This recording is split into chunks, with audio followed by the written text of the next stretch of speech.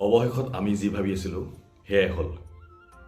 আজি চাৰ্জশ্বীট দাখিল কৰা হ'ল আদালতত আৰু চাৰ্জশ্বীটৰ মতে শেখৰ, সিদ্ধাৰ্থ, শ্যাম কানু, অমৃতপ্ৰভা সকলো দোষী সাব্যস্ত হৈছে।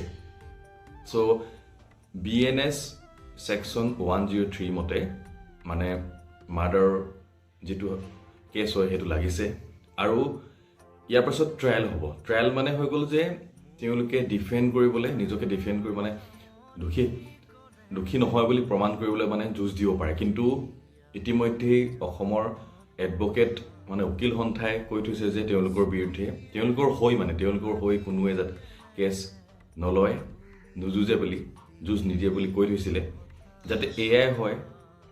আৰু যদিহে ট্ৰায়েলত তেওঁলোকে দোষী সাব্যস্ত হয়, গোটেইখিনি বস্তু আকৌ ট্ৰায়েলত চাব আদালতে, একদম ইফালৰ পৰা সিফালে গোটেইখিনি ভালদৰে চাব, চাই পিনে যদি ট্ৰায়েলত যদি দোষী সাব্যস্ত হয়, এতিয়ালৈকেতো দোষী সাব্যস্ত হ'ল, কিন্তু এই ট্ৰায়েলত আকৌ যাব। চ' ইয়াৰ পাছত যদি ট্ৰায়েলত যদি ঠিকে থাকে তেতিয়াহ'লে প্ৰথম কথা হৈ গ'ল ছেকশ্যন 103 BNSৰ। চ' ইয়াৰ মতে হৈ গ'ল প্ৰথম কথা গোটেই আজীৱন মানে গোটেই জীৱন কাৰাদণ্ড হ'ব পাৰে, নহ'লে খুব কম কেছতহে মৃত্যুদণ্ড হয়।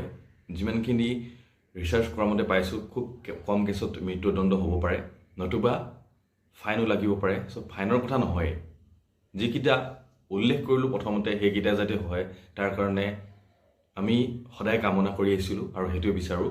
আদালতে যি ন্যায় দিব আমি তাকেই কামনা কৰিছোঁ, যাতে এটা আমাৰ জুবিনদাৰ কাৰণে আচল ন্যায় হয়। আজি এই জুবিন নামৰ সত্তাটোৰ কাৰণে সকলোৱে যুঁজিব লগা হৈছে, সকলো ক'ব লগা হৈছে, মাত মাতিব লগা হৈছে আৰু মাত মাতি থাকিম। Justice for Zubeen Garg.